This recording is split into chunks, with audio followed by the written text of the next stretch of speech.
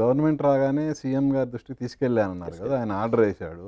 అది అమలు కానప్పుడు మళ్ళీ ఇంకొకసారి మళ్ళీ సీఎం దృష్టికి తీసుకెళ్ళి వెళ్ళాం 3 సార్లు గవర్నమెంట్ రాకముందు వెళ్ళాం.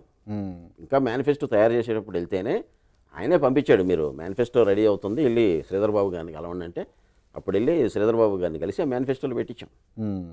వాళ్ళు చెప్పినయే చేసింది అన్నీ. ఇప్పుడు సినిమాటోగ్రఫీ మినిస్టర్ని ఆయన అంటే ఇప్పుడు ఇక్కడ ప్రాబ్లం ఏంటంటే సార్, కార్మిక శాఖ ఏమో వీళ్ళ కార్మిక సంఘాలు ఏమో వెంకటస్వామి గారి ఆయన పేషీలో ఉన్నాయి, కార్మిక శాఖ వివేక్ గారి దగ్గర ఉన్నాయి. ఈ కోఆపరేటివ్ డిపార్ట్మెంట్ ఏమో తుమ్మల నాగేశ్వరరావు గారి దగ్గర ఉంది. ఇదేమో చిత్రపురి దీనిలోకి వస్తుంది.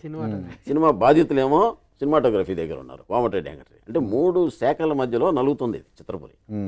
ఈయన దగ్గరికి వెళ్తే ఏమో ఇప్పుడు సినిమాటోగ్రఫీ మినిస్టరే కదా గతంలో చూసుకుని, తలసాని గారే కదా.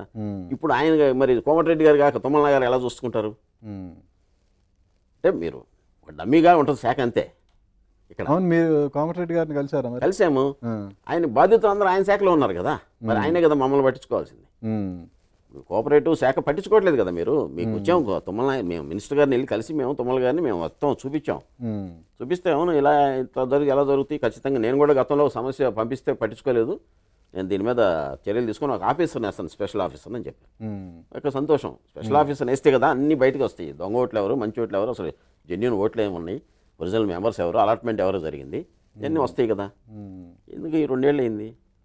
అయినా 4 రోజుల్లో ఈ రఘునందన్ రావుని కలిసి మేము చెప్పాం, సార్ ఇట్లా మినిస్టర్ గారిని కలిసాము, చెప్పేసాము మొత్తం, ఆయన చర్యలు తీసుకుంటాను దీని మీద. ఆ స్పెషల్ ఆఫీసర్ అదేలా అంటారు, ఆయన నేను మాట్లాడతాను సార్ తోటి, నేను ఆయన అర్థమైనట్లేదు ఈయనని మొత్తం మిస్గైడ్ చేశాడు.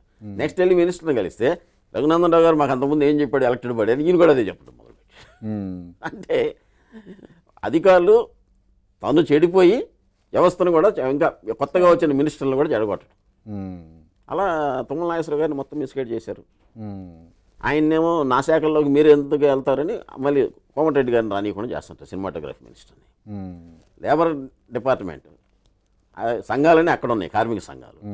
కార్మిక సంఘాలు వెళ్ళినా కూడా మొత్తం శాఖ అంతా ఎడ ఉంది, సహకార శాఖలో 24 క్రాఫ్ట్స్ ఏమో అందులో ఉన్నాయి. ఎక్కడికి వెళ్ళాలి ఈ సమస్య? పరిష్కరించాల్సిన కోఆపరేటివ్ డిపార్ట్మెంట్ పరిష్కరించట్లేదు. మీరు ఇచ్చిన మాట నిలబెట్టుకోలేదు. ఈరోజు మీరు ఇచ్చిన హామీలను మేము ఎలా నమ్ముతాం? కొత్తగా సభ పెట్టి సినిమా కార్మికులన్నీ రండి, రాకపోతే మేమే చర్యలు తీసుకుంటామని మళ్ళీ బెదిరింపు అందులో అందరికీ యూనియన్లో మీటింగ్ రండి, లేకపోతే బెదిరింపు. స్వచ్ఛందంగా వచ్చేవాళ్ళు కదండి. మీరు ఒక సమస్య ఒక్క చిత్రపూర్ని పరిష్కరించుంటే మొత్తం 10,000 మంది సినిమా కార్మికులు వచ్చేవాళ్ళు స్వచ్ఛందంగా. నమ్మకం కలిగేది ప్రజలు, సభ్యులందరికీ. ఎస్, గవర్నమెంట్ చాలా సిన్సియర్గా ఉంది, సీరియస్గా ఉంది అనేది నమ్మకం కలిగేది. ఈరోజు నమ్మకం పోయింది, మాకే పోయింది. మేము పనిచేసిన వాళ్ళం కాంగ్రెస్ పార్టీకి, మేము కమ్యూనిస్ట్ పార్టీ, మేము సిపిఐ కదా, బట్ కష్టపడ్డాం మేము.